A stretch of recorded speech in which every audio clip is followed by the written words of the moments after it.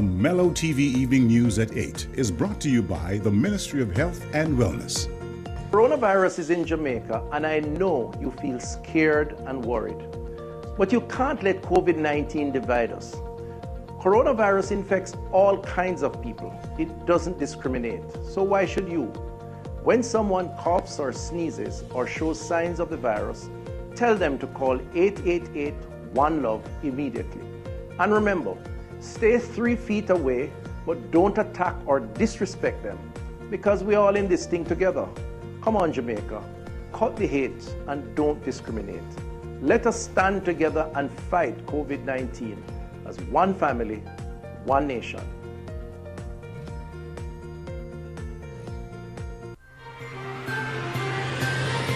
Tonight, Prime Minister declares state of public emergency in Western Kingston and the Kingston Central Police Divisions. 4 additional persons test positive for COVID-19 in the last 24 hours, taking confirmed cases to 621, while 430 persons have recovered. Still tonight, Minister of Tourism expresses confidence that adequate systems have been put in place for the reopening of Jamaica's tourism industry. And the FALMOUTH police station receives a vehicle from the JCF to boost anti-PRAEDIal larceny efforts.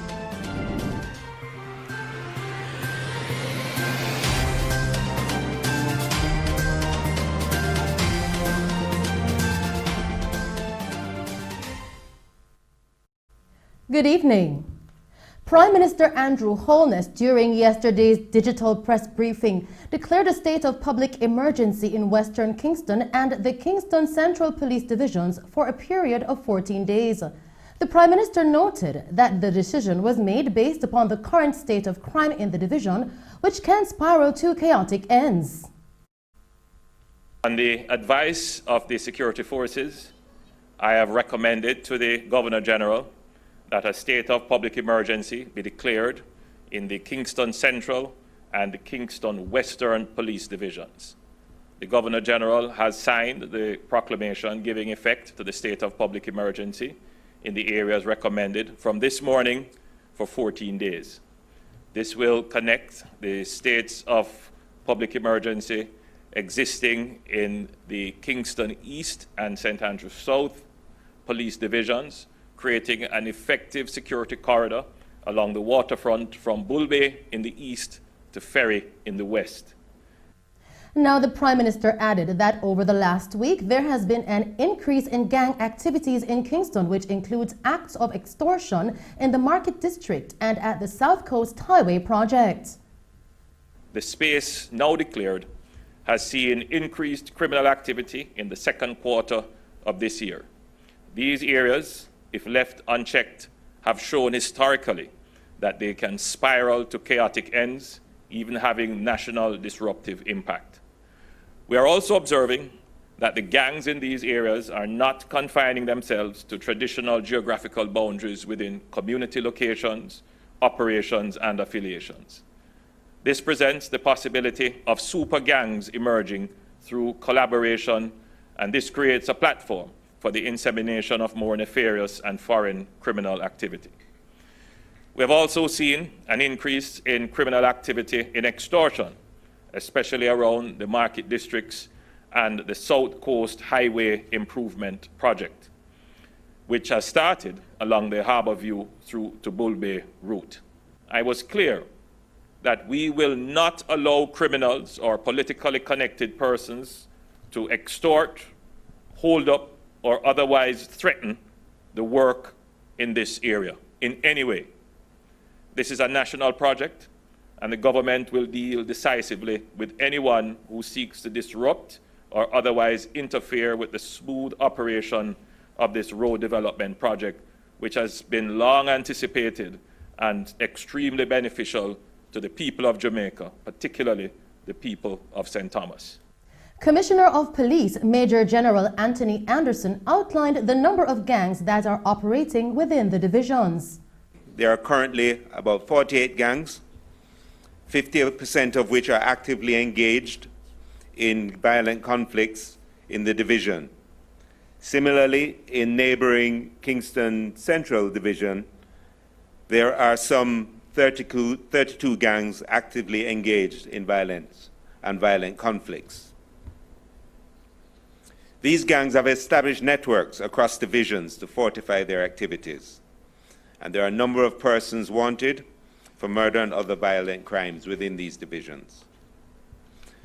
This year, there has been an increase in violent crimes. Within the last quarter, we have seen a spike as gang members and gang organizations seek to benefit from extortion or through extortion within the market district and have created alliances that extend from St. Andrew South all the way across to Kingston East. Now, National Security Minister Dr. Horace Chang stated that the Jamaica Constabulary and the Jamaica Defense Forces have joined to form the anti-gang team to combat gang warfare. The security force will continue to increase other strategic development activities. Indeed, the Jamaica Constabulary Force and the Jamaica Defense Force has established a strong anti-gang team to deal with gang activity across the island.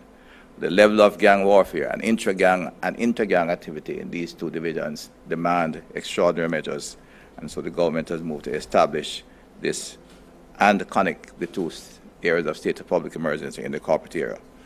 You'll notice from the map there's a crescent along the coastline from Bull Bay to Ferry and across the southern belt of the corporate area that could be described as the intense area of gang activity.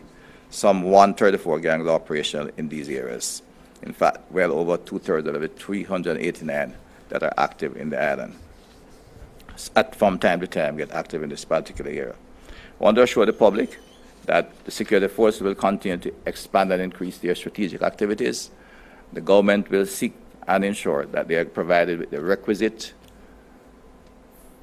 legislative, fiscal, and other facilities required to improve their efficiency and ensure they can deal with the level of gang activity in Jamaica. The Commissioner have outlined the success we have had so far. We will continue to expand their capacity, provide them with the requisite resources to ensure we'll in fact deal with this level of gang and disrupt all of the gangs operating in this area. Still making news tonight, the Member of Parliament for Kingston Central, Mr. Ronald Thwaites, and the People's National Party's PNP's candidate for the constituency, Mrs. Imani Duncan Price, are insisting that an atmosphere of peace, law and order will only be achieved through genuine collective community effort. They say that although the states of emergencies, SOEs, are being declared in many places, the sad reality is that the unrelenting murder rate confirms the urgent need for an effective national crime plan. Mrs. Duncan Price explained that without a crime plan, hard policing alone in central Kingston will not bring peace. Mr. Thwaites and Mrs. Duncan Price were responding to the Kingston Central Police Division being declared as an area under a state of emergency by Prime Minister Andrew Holness yesterday. They say there have been several other initiatives across the constituency to address crime and violence, and these have shown positive results. Mrs. Duncan Price explained that she had organized with several local businesses and fundraised $1 million for the Peace Management Initiative, PMI, to do intense work on the ground with all relevant groups from December to January after the last spike in murders in 2019. Mr. Ronald Thwaites and Mrs. Duncan Price also expressed condolences to the families who have lost loved ones in the ongoing violence in the communities and offered prayers, especially for the young children who will have to grow up fatherless or motherless. Still tonight, investigators attached to the Integrity Commission are now probing items that were seized during an operation carried out at the St. Anne Municipal Corporation on Friday to determine if the council is involved in any act of corruption. The operation was conducted on Friday afternoon in the Administration and Accounts departments at the council, resulting in the seizure of several computers and documents aimed at determining if the recent $46 million COVID-19 sanitization project that was awarded to a sanitization company by the mayor, His Worship Michael Belnavis, and the construction of a charging port for his private Porsche motor vehicle are breaches of the law. Now, the corporation came under heavy scrutiny last week following reports that the council signed off on a multi-million-dollar sanitization contract to a cleaning company, while other municipal corporations submitted similar sanitization bills amounting to just hundreds of thousands of dollars. Following the discovery, the People's National Party has called for an immediate investigation into the incident and also for an impeachment of the mayor. But His Worship Belnavis, in response to these allegations, said that his every move was within the law, while adding that he will take the matter to court against persons who are trying to tarnish his name. Now, opposition leader and president of the People's National Party, Dr. Peter Phillips, during a meeting with members of the party yesterday, had this to say. It is a pattern which is also evident from the reports received from the Kingston and St. Andrew Municipal Corporation, where the internal audit committee that was set up under the previous administration is being dismantled. And what is the result in the end? The result in the end, and a shameful result, especially in the circumstances of COVID, the result is the misuse, possible theft of public funds urgently needed by the people of Jamaica who are suffering in the circumstances of the COVID pandemic. Thieving is bad at any time, but to steal from people in crisis and panic represents the lowest depths of political. Now, the opposition leader further stated that he believes that there is a link between happenings at the St. Anne Municipal Corporation, which is now under investigation by the Integrity Commission, and the booting of the two PNP councillors from the St. James Municipal Corporation, as the two events together tell a story. The situation in St. Anne at the Municipal Corporation, where it seems that we are not talking about just the exorbitant amounts of money for sanitizing Oterius, but it seems that there is much more extending to hundreds of millions of dollars not properly accounted for. We must understand the connection between what happened Oterius and the St. Anne Municipal Corporation and the abuse of power that was exercised in St. James, also against two PNP councillors. But the two events together tell a story that has been all too typical from 2016. Both represent abuses of power. In St. James, the Jamaica Labour Party majority is abusing power to avoid oversight and accountability. It is an abuse of power and a dishonesty, quite frankly, in the circumstances of COVID, with people being exposed for their health and with medical conditions, to try to unseat people when they are trying to do service in this difficult circumstance. Still making news tonight, attorney at law and People's National Party Senator K.D. Knight announced that he and his team have been instructed to take the legal steps that are necessary to ensure that the rights of the two councillors who were expelled from the St. James Municipal Corporation last week have not been infringed upon. Now, during last Thursday's monthly meeting of the Municipal Corporation, it was brought to the attention of the Council that Councillor Sylvan Reid of the Salt Spring Division and Gladstone Bent of the Catadupa Division missed 3 consecutive meetings and were expelled, but Knight says the corporation failed to take into consideration that the men were staying away due to government COVID-19 guidelines. Senator Knight, in speaking with our news team earlier today, said that based on the party's belief that there are some document irregularities connected to the dismissal of both Councillor Reid and Bent, there are now plans to file a proceeding in court. We are of the view that there are some material irregularities connected with the decision to have these two gentlemen limit office. And we are looking now at filing proceedings in court to restore them to their positions as the elected councillors for their respective divisions. We think that the council acted inappropriately and unlawfully.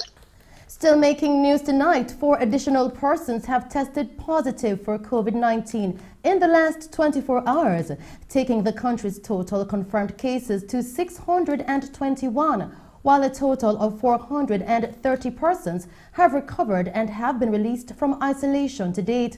The announcement was made by the Ministry of Health and Wellness. In other news, Minister of Tourism Edmund Bartlett has expressed confidence that adequate systems have been put in place for the reopening of Jamaica's tourism industry.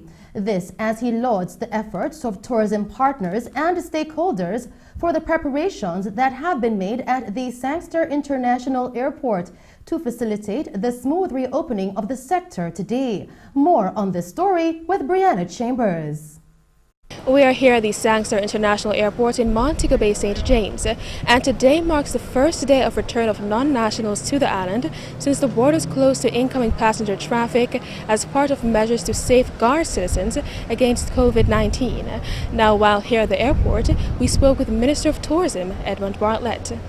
The airport and the borders are open to international visitors as well as Jamaican nationals, and we have worked very hard in developing perhaps the most globally acceptable set of protocols. Our health security arrangements are top class, and we have sought to train and develop our personnel to effectively manage the process of enabling a seamless experience for all who come through our airports. Of course, this is COVID-19, which nobody understands well enough to be able to have perfection. So we all learn as we go along, and we develop methods, best practices, by learning from what didn't go right, not just in Jamaica, but elsewhere in the world. Minister Bartlett expressed that all partners in the tourism sector have brought their resources together to create an acceptable start to the reopening of the industry. So far, I must say that we are very pleased that all the partners have come together and have brought their collective resources and intellect and rigor to create a start that is acceptable overall. The Ministry of Health, the Prime Minister, the entire team of government, and the Hotel and Tourist Association, as well as our airline partners, have all coalesced around the important value of starting back the economy and of creating opportunities for jobs. It was a wonderful feeling this morning when I came here, and the first who I saw were the red caps who started to say thanks, because now over 5,000 people who work at this airport have the hope of getting their jobs back. And then, of course, the other 350,000 who are out there who benefit from tourism see hope now of becoming gainfully employed again. So I think this is a beginning that we all have been looking forward to, and it's one that we're going to ensure we manage well so that this beginning doesn't become the end immediate, but it will allow for us to grow and expand and do better. One U.S. national, Shonora, who flew in from Florida, explained the new protocols put in place for incoming passengers arriving at the airport.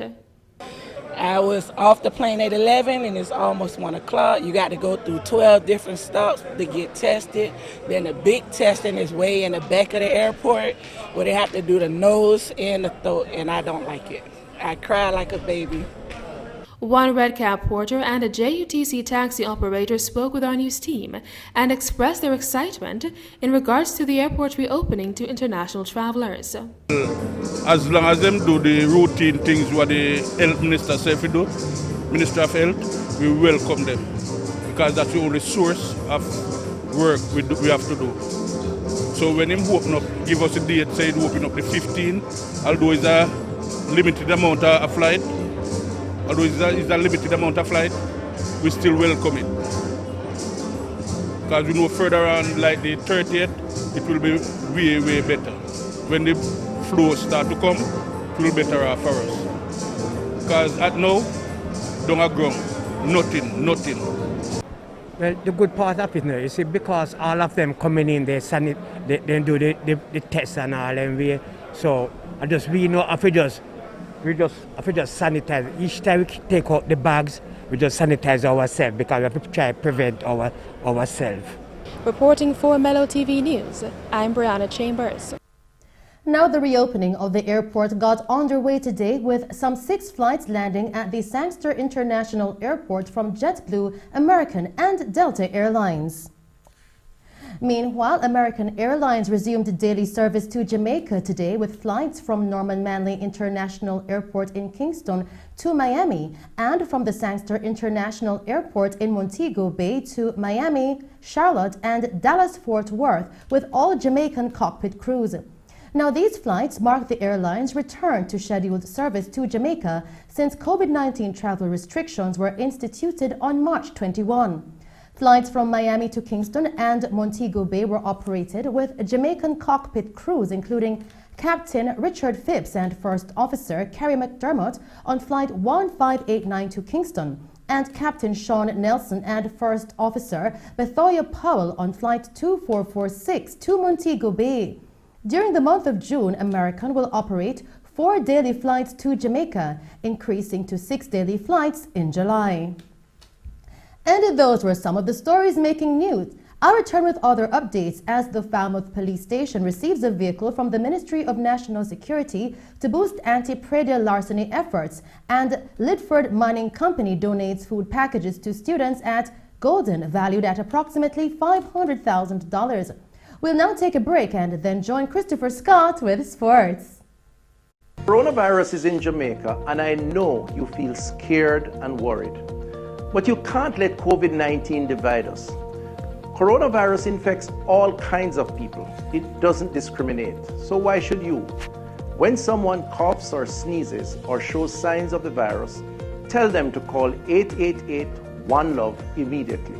And remember, stay 3 feet away, but don't attack or disrespect them, because we're all in this thing together. Come on, Jamaica. Cut the hate and don't discriminate.